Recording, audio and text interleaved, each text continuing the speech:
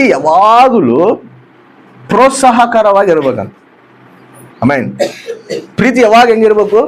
ಪ್ರೋತ್ಸಾಹಕರವಾಗಿರಬೇಕು. ನಮ್ಮ ಒಂದು ಪ್ರೀತಿನ ಇನ್ನೊಬ್ಬರು ಬಲಹೀನ ಪಟ್ಟಾಗ ಅವ್ರನ್ನ ಬಲಪಡಿಸಿ ಅವ್ರನ್ನ ಪ್ರೋತ್ಸಾಹ ಮಾಡಂಗ್ ಇರ್ಬೇಕು. ಅದು ಪ್ರೀತಿ. ಒಬ್ರು ಬಲಹೀನ ಪಡ್ತಿದ್ದಾಗ ಅವ್ರು ಬಲಹೀನ ಪಡ್ತಿದ್ರೆ ಬಿಡು, ಅವ್ರು ಹಂಗೆ ಬಿಡು, ಅವ್ರು ಅಷ್ಟೇ ಬಿಡು ಅಂತೇಳಿ ನಾವು ಅನ್ಕೊಂಡಿರೋದ್ರೆ ನಮ್ಮಲ್ಲಿ ಪ್ರೀತಿ ಇಲ್ಲ ಅಂತ ಅರ್ಥ. ಅರೆ ನಾವೆಷ್ಟೋ ಸರಿ ಬಲಹೀನ ಪಟ್ಟಿವಲ್ಲ, ನಾವೆಷ್ಟೋ ಸರಿ ಬಲಹೀನರಾಗಿವಲ್ಲ, ಆದ್ರೂ ದೇವ್ರು ನಮ್ಮನ್ನ ಬಲಪಡಿಸ್ಕಂತಾನೇ ಬರ್ತಾನೆ. ಯಾಕಂದ್ರೆ ಆತನ ಪ್ರೀತಿ ನಮ್ಮಲ್ಲಿ ವ್ಯಕ್ತಪಡಿಸ್ತಾರೆ. ಆಮೇನ್. ಹೌದಾ ಇಲ್ಲ? ನಾವು ಬಲಹೀನರಾದಾಗ ಕೂಡ ದೇವ್ರು ನಮ್ಮನ್ನ ಹಂಗೆ ಬಿಟ್ಟಿದ್ರೆ ಇವತ್ತು ನಾವು ದೇವ್ರ ಸನ್ನಿಧಿಯಲ್ಲಿ ಕುತ್ಕೊಂತಿದ್ವಾ? ಕುತ್ಕೊಳಕ್ ಆತಿದ್ದಿಲ್ಲ. ಆತ ನಮ್ಮನ್ನು ಪ್ರೋತ್ಸಾಹಿಸೋಣ, ನಮ್ಮನ್ನು ಬೆನ್ನು ತಟ್ಟಣ, ನಮ್ಮನ್ನು ಬಿದ್ದಂಗೆಲ್ಲ ಎದ್ದಾಳು, ಮತ್ತೆ ನಿಂತ್ಕ, ನಾನು ಎದಿನಲ್ಲ, ಎದಕ್ಕೆ ನೀನು ಭಯಪಡ್ತಿ, ಎದಕ್ಕೆ ನೀನು ಬಲಹೀನನಾಗ್ತಿ, ನಾನು ಇದೀನಂತೇಳಿ ದೇವ್ರ ಏನ್ ಮಾಡೋಣ, ನಮ್ಮನ್ನು ಪ್ರೋತ್ಸಾಹ ಮಾಡೋಣ. ನಾನಾರಕವಾಗಿ ನಮ್ಮನ್ನು ಪ್ರೋತ್ಸಾಹ ಮಾಡೋಣ. ನಮ್ಮ ಆಲೋಚನೆಗಳಿಂದ ನಮ್ಮನ್ನು ಪ್ರೋತ್ಸಾಹ ಮಾಡೋಣ. ದೈವ ಸೇವಕರಿದ್ದ ನಮ್ಮನ್ನು ಪ್ರೋತ್ಸಾಹ ಮಾಡೋಣ. ಅನೇಕ ವಾಕ್ಯಗಳಿಂದ ನಮ್ಮನ್ನು ಪ್ರೋತ್ಸಾಹ ಮಾಡೋಣ. ಆ ಪ್ರೋತ್ಸಾಹ ಮಾಡಿದಕ್ಕೆ ಆತನ ಪ್ರೀತಿ ನಮ್ಮಲ್ಲಿ ವ್ಯಕ್ತವಾಗತ್ತೆ. ಆಮೇನ್. ಹಲ್ಲೆಲೂಯಾ. ಪ್ರೋತ್ಸಾಹ ಮಾಡಬೇಕು. ಭಕ್ತಿ ಜೀವಿತನ ಒಬ್ಬರನ್ನೊಬ್ಬರು ಪ್ರೋತ್ಸಾಹ ಪಡಿಸ್ಕೋಬೇಕು. ಯಾರಾದ್ರೂ ಭಕ್ತಿ ಮಾಡ್ತಿದ್ರೆ ಅವ್ರನ್ನ ಪ್ರೋತ್ಸಾಹ ಮಾಡಬೇಕು. ಸರಿ, ಇನ್ನ ಮಾಡು ಭಕ್ತಿ, ಇನ್ನ ದೇವ್ರಿಗೆ ಕನೆಕ್ಟ್ ಆಗು. ಕೆಲವೊಬ್ರಿಗೆ ಏನಿರ್ತದೆ ಗೊತ್ತಾ, ಆ ಭಕ್ತಿ ಮಾಡ್ತಿರೋರು ನೋಡಿದ್ರೆ ಸಾಯಿಸಕ್ ಆಗೋದಿಲ್ಲ. ಕೆಲವೊಬ್ರಿಗೆ ಹಂಗಿರ್ತಾವ, ಕೆಲವು ಸ್ಪಿರಿಟ್ಗಳವು. ಇನ್ನೊಬ್ಬರ ಭಕ್ತಿನ ನಾವು ಯಾವತ್ತು ಕಂಪಾರಿಸನ್ ಮಾಡ್ಕೋಬಾರ್ದು. ವಾಕ್ಯ ಏನಂತ ಹೇಳ್ತದೆ ಗೊತ್ತಾ, ನಿನ್ನ ಎದುರಿರೋರ್ನ ನಿನಕಿನ ಶ್ರೇಷ್ಠವಾಗಿ ಎನ್ನಿಸಂತ ಐತೆ. ಆಮೇನ್. ನಮಗೆ ನಾವೇ ಶ್ರೇಷ್ಠದ ಅನ್ಕೋಬಾರ್ದು, ನಮಗೆ ನಾವೇ ಶ್ರೇಷ್ಠವಾದ ಭಕ್ತಿಪರರು ಅನ್ಕೋಬಾರ್ದು. ಹಂಗ ಅನ್ಕೊಂಡಿವಂದ್ರೆ ಏನಾಗ್ತೀವಿ ಗೊತ್ತಾ? ಪೌಲ್ ಅದನ್ನ ಹೇಳ್ತಾನ, ನಿಂತ್ಕಂದಿ ಅಂತೇಳಿ ನೀನು ಗರ್ವ ಬೀಳಬೇಡ, ನೀನು ಬಿಳದಿಲ್ದಂಗ ನೀನು ನೋಡಕ ಅಂತ ಹೇಳ್ತಾನ. ಇನ್ನೊಬ್ಬರನ್ನ ನಾವು ಶ್ರೇಷ್ಠವಾಗಿ ನೋಡಬೇಕು. ಅವ್ರನಲ್ಲಿ ಭಕ್ತಿ ಶ್ರೇಷ್ಠತೆ ನಾವು ಗ್ರಹಿಸ್ಬೇಕು. ಅವ್ರು ಬಲಹೀನರಾಗಿ ನಮಗೆ ಕಂಡರ ಅವ್ರನ್ನ ಬಲಪಡಿಸ್ಬೇಕು, ಅವ್ರನ್ನ ಧೈರ್ಯಪಡಿಸ್ಬೇಕು. ಅವ್ರು ಇನ್ನ ಭಕ್ತಿ ಜೀವಿತದಲ್ಲಿ ಇನ್ನ ದೇವ್ರಿಗೆ ಕನೆಕ್ಟ್ ಆಗಂಗ ಮಾಡಬೇಕು. ನಾವೇ ಕನೆಕ್ಟ್ ಹಾಕೊಂತ ಹೋಗಿ ಹೋದ್ರೆ, ನಾವೇ ಇದು ಮಾಡಿ ಹೋದ್ರೆ ದೇವ್ರ ಏನಂತ ಹೇಳ್ಕೊತಾನ, ನಿನ್ನಂತೆ ನಿನ್ನ ನೆರೆಯವ್ರನ್ನ ಪ್ರೀತಿಸ ಅಂತ ಹೇಳ್ತಾನ. ನಿನ್ ನೆರೆಯವ್ರನ್ನ ನೀನ್ ಪ್ರೀತಿಸಿಲ್ದಾಗ, ನಿನ್ ನೆರೆಯವ್ರನ್ನ ನೀನ್ ಪ್ರೋತ್ಸಾಹಿಸಿಲ್ದಂಗ ನೀನೇ ಮುಂದಕ್ಕೆ ಹೋಗ್ತದೆ ಅಂದ್ರೆ ದೇವ್ರ ಏನಂತಾನೆ ಗೊತ್ತಾ, ದೇವ್ರು ಅದನ್ನ ಅಂಗೀಕರಿಸೋದಿಲ್ಲ. ಫಸ್ಟ್ ಆಫ್ ಆಲ್ ಅದನ್ನ ಅಂಗೀಕರಿಸೋದಿಲ್ಲ. ದೇವ್ರ ಏನಂತ ಹೇಳ್ತಾನ, ನೀನು ನನ್ನ ಪ್ರೀತಿನ ನಾನು ನಿನ್ ಹೆಂಗ್ ತೋರಿಸಿನೋ, ನೀನು ನನ್ನ ಪ್ರೀತಿನ ಅನೇಕರಿಗೆ ತೋರಿಸ್ಬೇಕು. ನೀನ್ ತೋರ್ಸಿಲ್ದಂಗ ನೀನು ಭಕ್ತಿ ಮಾಡ್ತೀವಿ, ತೋರ್ಸಿಲ್ದಂಗ ನಾವು ನಡಿತೀವಿ ಅಂದ್ರೆ ಅದು ದೇವರು ಅಂಗೀಕರಿಸೋದಿಲ್ಲ. ಅದು ಸ್ವಾರ್ಥವಾದ ಭಕ್ತಿ ಆದದೆ, ಸ್ವಾರ್ಥವಾದ ಪ್ರೀತಿ ಆದದ್ದು. ಯಾವಾಗ ನಿನ್ನ ಪಕ್ಕಕ್ಕಿರೋರು ನೀನು ಶ್ರೇಷ್ಠವಾಗಿ ಅನ್ನಿಸ್ತೀಯೋ ಅವಾಗ ನಿನ್ನಲ್ಲಿ ಕ್ರಿಸ್ತ ಪ್ರೀತಿ ವ್ಯಕ್ತ ಆಗ್ತದೆ. ಆಮೆನ್. ಹಲ್ಲೆಲೂಯಾ. ಅದು ಆ ರೀತಿ ವ್ಯಕ್ತಪಡಿಸ್ಕೋಬಹುದು. ನಾನು ಎಷ್ಟೋ ಸರ್ ಅಂತಿರ್ತೀನಿ, ಅಮ್ಮ ಕೂಡ ಅಂತಿರ್ತೀನಿ ನಾನು, ನೀನು ಎಷ್ಟೋ ಭಕ್ತಿ ಮಾಡ್ತೀಯಮ್ಮ, ನಿನ್ನ ಹತ್ರ ದೇವ್ರು ಮಾತಾಡ್ತಾನ, ನಿನ್ನ ಹತ್ರ ದೇವ್ರ ಸ್ವರ ನೀನು ಕೇಳಿ ನೀನು.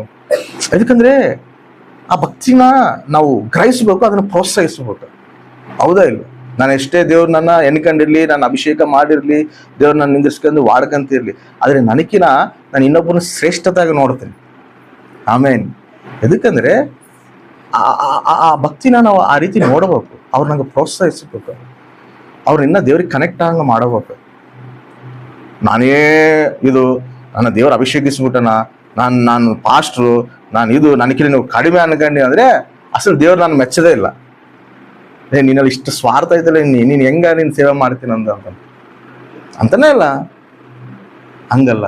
ನಾನು ಯಾವಾಗ್ಲೂ ನಾನು ಆಸೆ ಪಡೋದು ಕೂಡ, ನಾನು ಆಲೋಚನೆ ಮಾಡೋದು ಕೂಡ ಅಷ್ಟೇ, ನನಗಿನ ನೀವು ಶ್ರೇಷ್ಠರು, ನನ್ನ ಭಕ್ತಿಗಿನ ನಿಮ್ಗೆ ಶ್ರೇಷ್ಠವಾದ ಭಕ್ತಿ. ಆ ರೀತಿ ನಾವು ಥಿಂಕ್ ಮಾಡಬೇಕು, ಆ ರೀತಿ ನಾವು ಗೌರವ ಕೊಡಬೇಕು.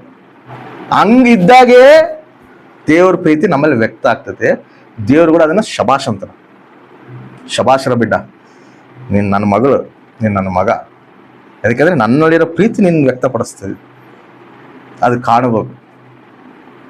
ಆದ್ರೆ ನಾವೇನ್ ಮಾಡ್ತೀವಿ ಗೊತ್ತಾ, ಇನ್ನೊಬ್ಬರು ನೋಡಿ ಅವ್ರು ಅಷ್ಟೇ ಬಿಡು, ಅವ್ರು ಹಂಗೆ ಬಿಡು, ಇವ್ರು ಹಿಂಗೆ ಬಿಡು, ನಮ್ದೇನೈತಿ ನಾವು ಅನ್ಕೊಂಡ ಅಲ್ಲ. ಅವ್ರನ್ನ ಪ್ರೋತ್ಸಾಹಿಸ್ಬೇಕು. ನೀವು ಹೋಗಿ ಪ್ರೋತ್ಸಾಹಿಸಿದಾಗ ಅವ್ರಿಗೆ ಏನಾಗ್ತದೆ ಗೊತ್ತಾ, ಒಂದೇನೋ ಧೈರ್ಯ ಸಿಕ್ಕಂಗಿರ್ತೈತಿ, ಒಂದೇನೋ ಬಲ ಸಿಕ್ಕಂಗಿರ್ತೈತಿ. ನನ್ನ ಬಲಪಡಿಸೋರು ಬ್ರದರ ಅಂತೇಳಿ ಒಂದು ನಂಬಿಕೆ ಬರ್ತೈತೆ ಅವ್ರಿಗೆ. ಎಲ್ಲೋ ನಾನು ಹೋಗ್ಬೇಕಾಗಿಲ್ಲ, ಎಲ್ಲೋ ನಾನು ತಿರುಗಬೇಕಾಗಿಲ್ಲ, ನಾನು ಬೇಜಾರಾದಾಗ ನಾನು ಎಲ್ಲೋ ಹೋಗಿ ಕುತ್ಕೋಬೇಕಾಗಿಲ್ಲ. ನನ್ನ ಪಕ್ಕಕ್ಕೆ ಒಬ್ರು ಎದಾರ ನನ್ನ ಧೈರ್ಯಪಡಿಸೋರು, ನನ್ನ ಬಲಹೀನ ಇದ್ದಾಗ ನನ್ನ ಪ್ರೋತ್ಸಾಹ ಮಾಡೋರು ನನ್ನ ಪಕ್ಕಕ್ಕೆ ನನಗೆ ಒಬ್ರು ಎದಾರನೋ ಒಂದು ವಿಶ್ವಾಸ, ಧೈರ್ಯ ಅವ್ರಿಗೆ ಕೊಡ್ಬೇಕು ನಾವು. ಆಮೇನ್. ಅದು ನಿಸ್ವಾರ್ಥವಾದ ಪ್ರೀತಿ ನಾವು ತೋರಿಸೋದು. ಅರೆ ನಿನ್ ಪಕ್ಕಕ್ಕಿರೋರಿಗೆ ನಿನ್ ಮೇಲೆ ವಿಶ್ವಾಸ ಇಲ್ಲ, ನಿನ್ ಪಕ್ಕಕ್ಕಿರೋರಿಗೆ ನಿನ್ ಮೇಲೆ ಧೈರ್ಯ ಇಲ್ಲ, ನಿನ್ ಪಕ್ಕಕ್ಕಿರೋರಿಗೆ ತನ್ನ ಬಾಧೆಗಳು ಅರ್ಥ ಮಾಡ್ಕೊಳಂತ ಆ ಒಂದು ಮನಸ್ಸಿಲ್ಲ ಅಂತ ಹೇಳಿ ಅವ್ರಿಗೆ ಗೊತ್ತಾದಾಗ ಇನ್ನು ನಾವು ಎಷ್ಟು ಪ್ರೀತಿ ಮಾಡಿದ್ರು ನಾವು ಕ್ರಿಸ್ತ ರೂಪದಲ್ಲಿ ಹೆಂಗ್ ಬರ್ತೀವಿ? ನಾವ್ ಹೆಂಗೆ ಭಕ್ತಿ ಮಾಡಿದ್ರು ಕೂಡ ಕ್ರಿಸ್ತ ರೂಪದಲ್ಲಿ ನಾವು ಹೆಂಗ್ ಬರ್ತೀವಿ? ಬರಕಾಗತ್ತಾ? ಎಲ್ಲಿ ಮಿಸ್ಗೈಡ್ ಮಾಡ್ತಾನ ಅಪವಾದಿ, ಎಲ್ಲಿ ನಮ್ಮನ್ನ ದಾರಿ ತಪ್ಪಿಸ್ತದಾನ ಅಪವಾದಿ.